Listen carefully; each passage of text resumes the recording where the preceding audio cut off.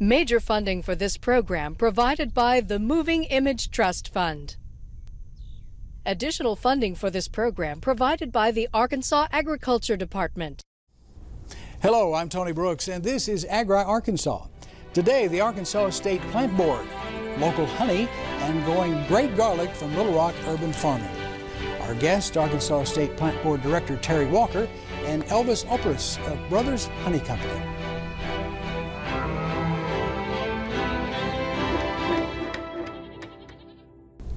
The Arkansas State Plant Board has a mission to protect and serve Arkansans and the agricultural and business communities by providing information and unbiased enforcement of laws and regulations. Let's take a closer look now at the Arkansas State Plant Board. The responsibilities and the functionality of the Plant Board has an impact on every person in the state of Arkansas in one fashion or another. Here at the State Plant Board, we are charged with administering laws which deal primarily with agricultural inputs on the agronomic or plant side of agriculture.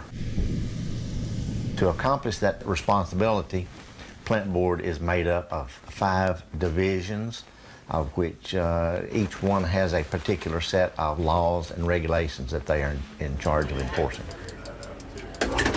We have the Pesticide Use Act that we administer. We have the Nursery Act that we administer. We have the Arkansas Public Grain Warehouse Law that we administer. There is the Catfish Processors Law that we administer. Each one of those laws has resulted in a set of regulations that are necessary to inform the industry as to what the requirements are to comply with that law. The Plant Board was formed by adoption of the Plant Act of 1917. The first actual meeting of the Plant Board occurred in April of 1917. At that point in time, the Plant Board was an agency under the mining division, and so we didn't become freestanding until some years later. By autumn, the apples are fully grown. The necessity for the Plant Board was to address problems primarily in horticultural areas, apples, primarily in northwest Arkansas, and then with nursery material, landscape material, dealing with invasive species and or pests that would cause problems out here in production areas. The Plant Board's job was to remain educated about problems in these areas and to formulate ways to address those problems. And that continues to be our case. We just expanded our scope quite a bit. You go ahead and you load it into the loading dock over here? We do a lot of pest detection work where we do trapping throughout the state and work with other groups that do trapping as well. Like here is a gypsy moth trap.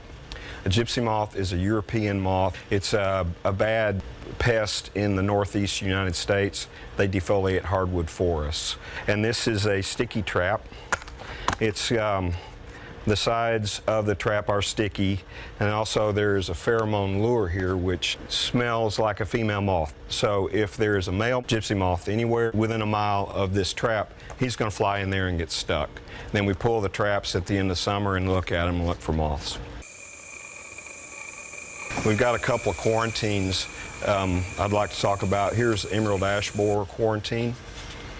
All the green counties here are places that we have found the beetle, and then the yellow counties are sort of a buffer zone around them. When it comes to pest detection, we are trying to ensure that new species are not going to affect food that's raised or the natural environment. If we can get in there and make an impact right away, if somebody notifies us that they've got one of these bugs we're looking for or one of these plants we're looking for, we could impact it and actually keep it from spreading. I like to call us agriculture police. The pesticide division is charged with enforcing FIFRA. Basically, how we like to break that down is the label is the law. Anything on a pesticide label, we are charged with enforcing. There's been a pesticide issue in the news lately. It's called dicamba. Typically in a year, this division investigates 200 to 300 complaints. We're up to over 800 on just dicamba alone. There has been a tremendous upsurge in the number of complaints alleging a misuse of this particular product. The dicamba problem is very complex. Dicamba itself is an old chemical that's been around for years. There is a new technology that's out there which involves a chemical component and a plant component. The plant component, is contained within the plant, so it's not really a problem. It is the application of the chemical component and the problems associated with that chemical showing up in other areas other than where it was actually applied. Unfortunately, soybeans are super susceptible to exposure to the chemical, and so even a very tiny exposure to dicamba will induce symptomology. If symptomology occurs, that means that the chemical didn't stay at where it was supposed to be, and we get called and have to respond. One division that we have that probably is not so recognizable as being agriculturally related is our Bureau standards. Bureau's functions are very important, and while they're not really thought of in an agricultural relationship, they really are, because all those functions relate back to products that are in commerce, and it's important that people get what they're paid for. They are responsible for certifying, for example, that fuel dispensers are dispensing proper amounts of fuels, that the scales that are used in commerce are accurate. Bureau standards, in essence, touches every consumer in the state of Arkansas. The plant board is here to help the citizens of Arkansas. We are not here to put in burdensome laws and regulations. We're here to help, protect, and serve again. I think everybody wants to make sure pesticides are being used correctly. These go out over our water supply and over basically anything in the food channels of trade. So we want to ensure these pesticides are used correctly, and we are here to assist the citizens of Arkansas.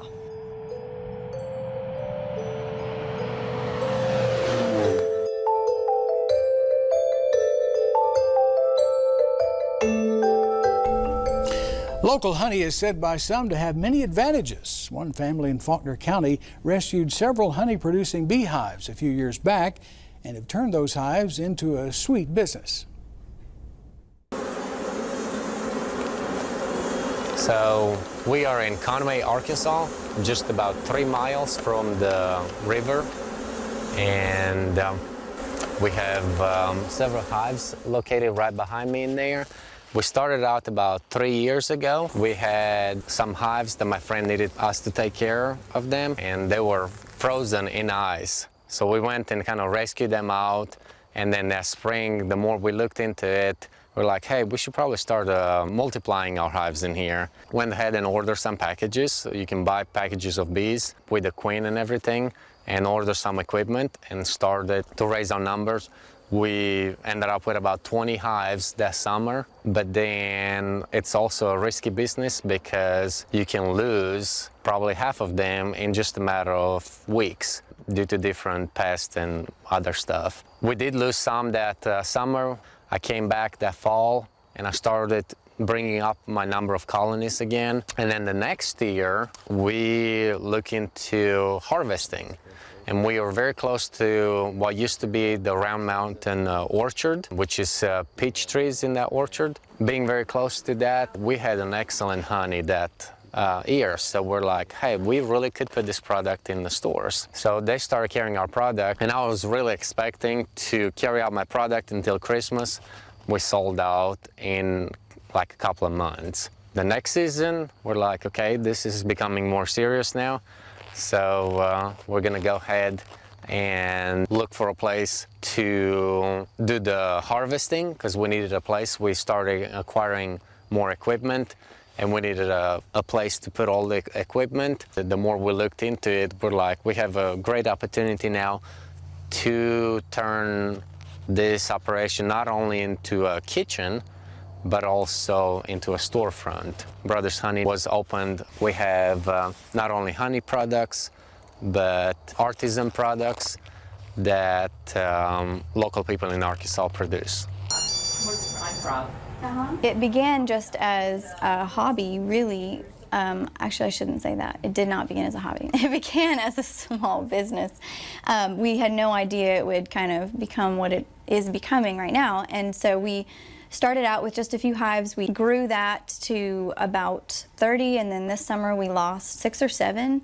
So now we're down to 22 really solid hives that really are going to be even stronger next season. But what we needed was a place to process the honey, so that's where this storefront came into play. And we got the storefront so that we would have a place for the processing equipment, and then so that we could also have an avenue to sell the honey.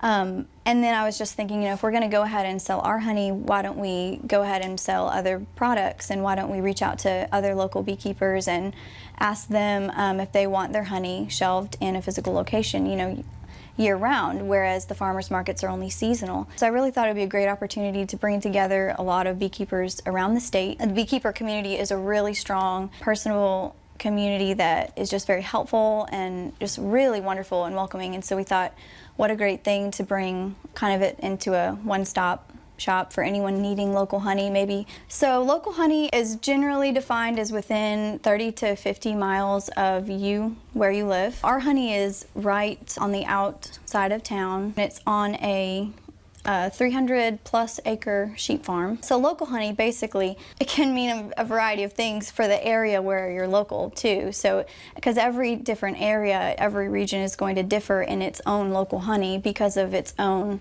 native plants and environment. So honey local to us is, I guess we would kind of coin it as raw honey. So raw honey here, the raw honey that we do offer, all the honey in the store that we offer, except for the honey straws, is raw. And we do minimal processing, and everyone that we get it from does minimal processing, which means it's unpasteurized and not ultra-filtered. When they ultra-filter honey that is where they take the pollen out of it, basically. And pasteurization also aids in that, and you know, kills enzymes that are beneficial to health, and people that say that they use honey for allergies. And you really do want to get a honey that is local to you and in the rawest form possible to be beneficial, to have those enzymes, have that pollen still in it intact. So at this point we are producing not a lot of honey, but we consider it to be very high quality honey. Taste is very subjective, but we do like our product, and we put it out on the market, and it seems that people like it a lot. One of the reasons is because we have a lot of the spring blooms, and the spring blooms will give you a lighter color honey. There will also be no aftertaste. Most people that will harvest late fall in Arkansas, you will find out that the honey will have an aftertaste, and that will be due to the fact that there's different bitter weeds that will come out and will bloom in August. That's why we choose to harvest before they come out, to maintain that clear, crisp, in most cases very peachy taste because of the orchard that we have nearby. So there's definitely an increased awareness towards the sustainability needed for agriculture, and how beekeeping directly affects that, and how individuals can start having a hive in their yard and participating in that without even doing a whole lot more than that. People are looking more to get back down to small scale in their food, with agriculture, with their local farms. I mean, they're wanting to know where their food is produced, and that's something that we're able to offer here that is really unique, because we can walk them through the kitchen and show them step by step everything that's done to the honey that they're purchasing, and show them exactly where it is as it's produced in the hives. Oh, there's another thing. Yeah, that's a drone. That's a boy bee.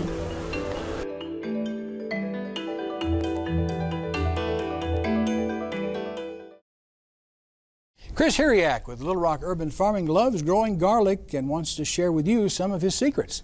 Take a look.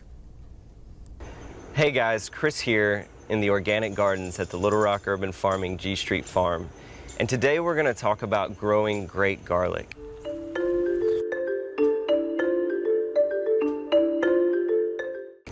Garlic is one of my favorite plants to grow. It's been grown for thousands of years by many civilizations, so there's lots of varieties to choose from. And that's one of the most important first steps to take when choosing to grow garlic.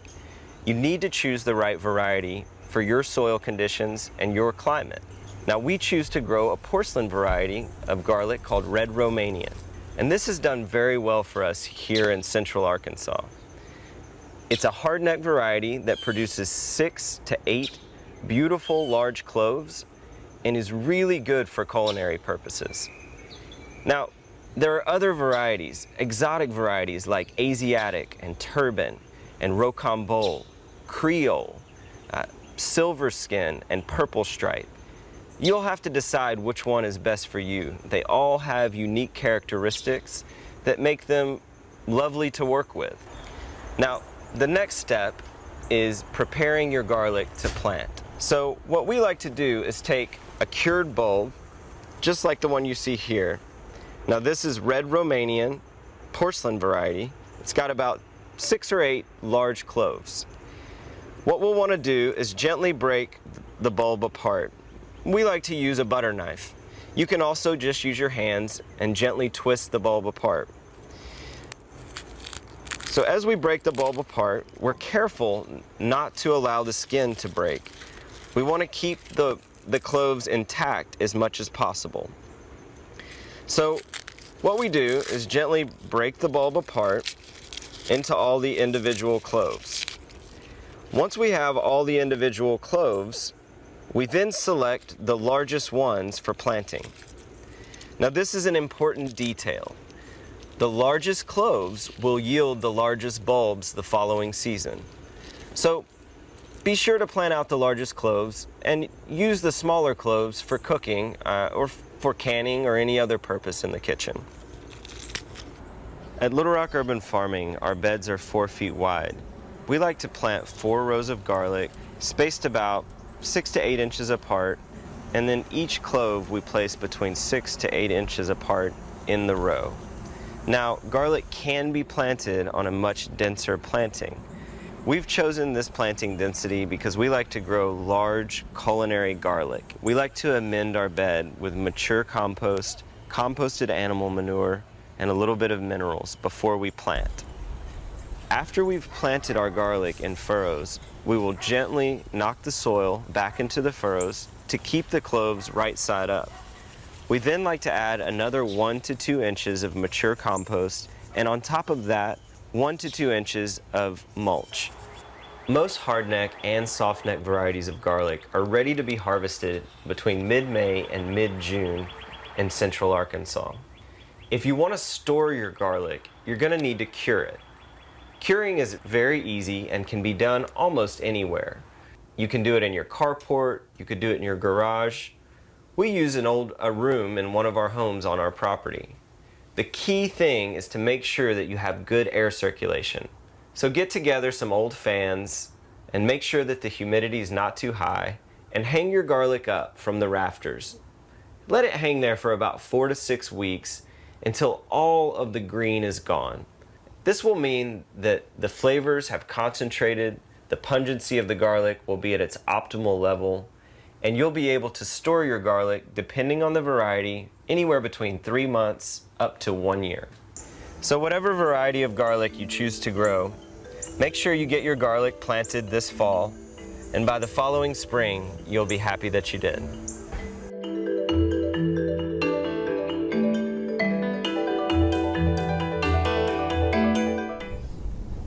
Joining us now is Arkansas State Plant Board Director Terry Walker and Elvis Oprish of Brothers Honey Company. Terry, we're going to start with you. In that piece that we saw, the Plant Board was formed by the adoption of the Plant Act of 1917. It's 100 years ago. What led to that long ago? Back in those days, it was realized that there were concerns about diseases and pests associated primarily with horticultural crops in northwest Arkansas. And as a result of those concerns, legislation was passed, the Plant Act of 1917, which did in fact establish the Plant Board, formed a group of people to comprise the board for the State Plant Board as a body and not as the agency. Okay. I had no idea. I knew the plant board existed, but I didn't know that it was made up of 5 different divisions: pesticide, seed, plant, feed and fertilizer, and Bureau of Standards. All very different scope. So you're covering quite a tremendous area there. So you've got to have a wide range of expertise in your agency to cover all these issues. That's correct. Yes, sir. We're fortunate and proud to say that our employees tend to be long-term employees. They come in, they like the work, they like their job, and they find the job responsibilities to be fulfilling. And we're very fortunate that in most cases they stick around and continue working. When you talk about controlling invasive pests, and you talked about an example, the gypsy moth may require a quarantine, and in fact there is a quarantine, I guess, in place in southern and northern Arkansas for this emerald ash beetle. How does the plant board go about when you feel when do you determine there's a need for a quarantine, and how do you carry out a quarantine? Well, the topic, you know, there are people all over the country looking at various and sundry pests.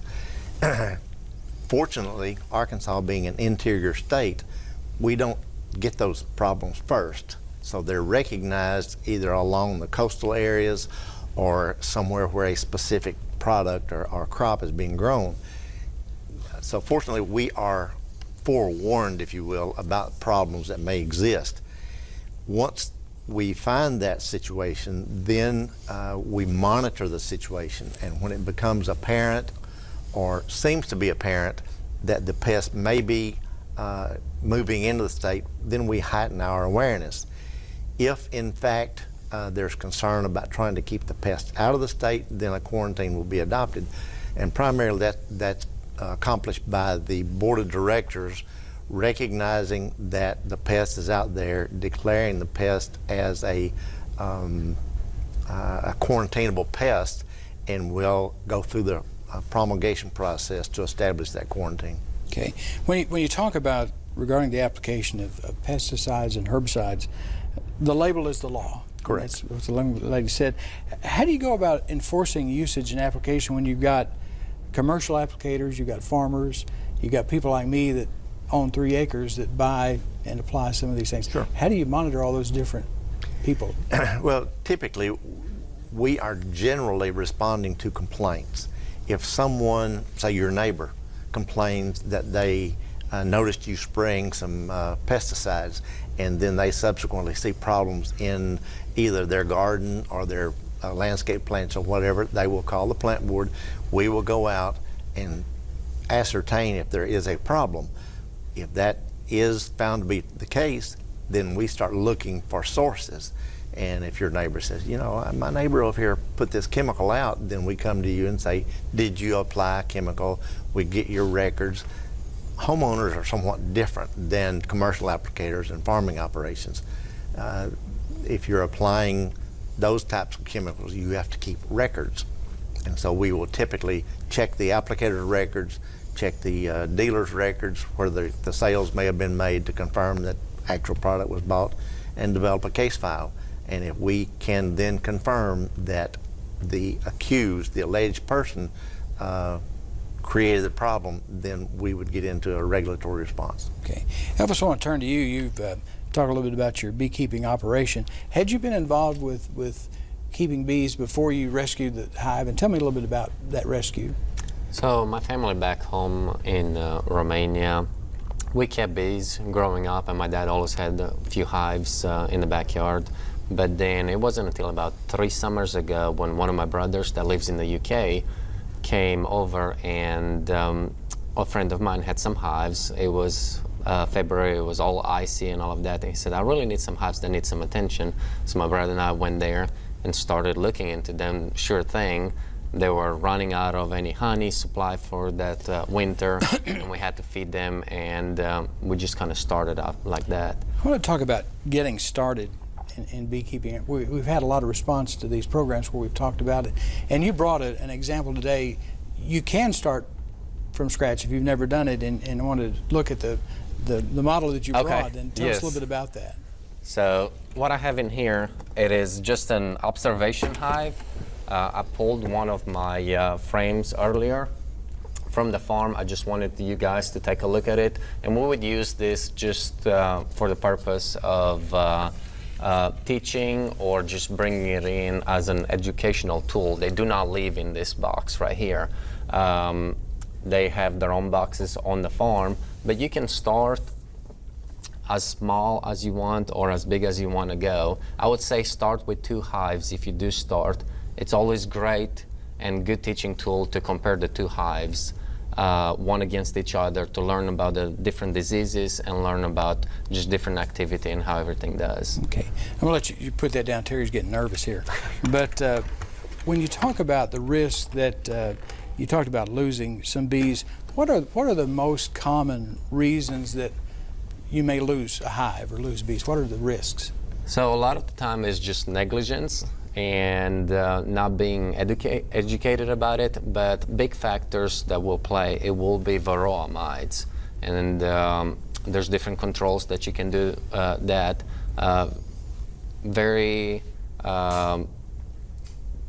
Some factors of it are regulated because there's only so much toxicity you can bring to a hive, you know. But there's great new natural ways to control your hives right now. Then the hive beetles, moths, just many pests that will influence that. Okay, I really appreciate. We got about a minute left, but if you want to get involved in beekeeping, where's some good resources, good places to start? Okay, I would start with the extension office. That is a great place. We also offer a couple of qualified beekeepers that will do a beekeeping class, and we're probably going to offer a free one pretty soon, and that will just kind of get you in the door, kind of see like, hey, is this for me, before you start actually spending, because it could become costly soon. And could someone maybe contact you and ask, yes, pick your brain about beekeeping? Yes, definitely. Okay, well, gentlemen, we certainly appreciate you both being here. Wish we had more time. That's all the time we have for today. You can find past episodes of Agri Arkansas online at aetn.org/agriarkansas. And if you have story ideas, we'd love to hear them. Drop us an email at agri@aetn.org. We'll see you next time.